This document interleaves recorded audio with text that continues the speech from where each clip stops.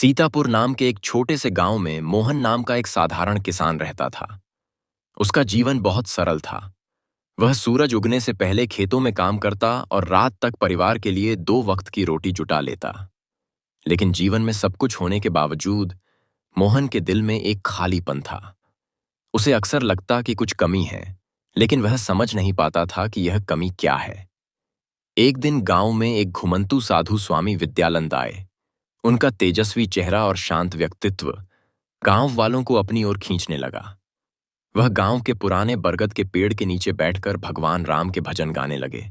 उनकी आवाज में ऐसी मधुरता और दिव्यता थी कि जो भी सुनता उसका मन शांत हो जाता। मोहन भी उस भीड़ का हिस्सा बन गया। साधु के भजन सुनते ही उसके दिल में एक अनोखी शांति उतर आई।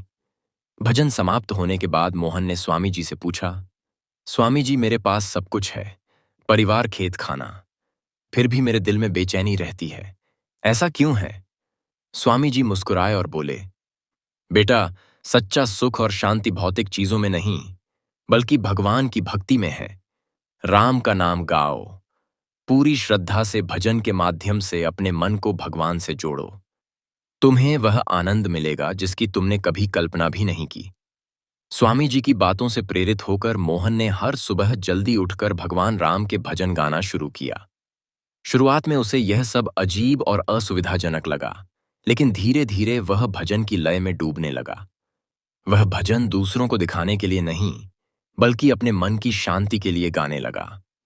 कुछ महीनों के बाद मोहन का जीवन पूरी तरह बदल गया।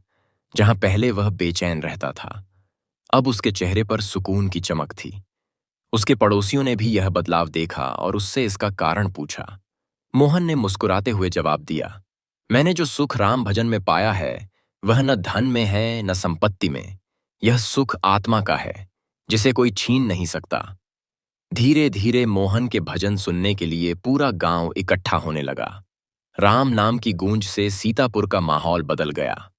वह गांव जहां पहले लोग छोटे छोटे झगड़ों और परेशानियों में उलझे रहते थे, अब एकता और शांति का प्रतीक बन गया। जो सुख पाया, मैंने राम भजन में, यह वाक्य मोहन के जीवन का सार बन गया।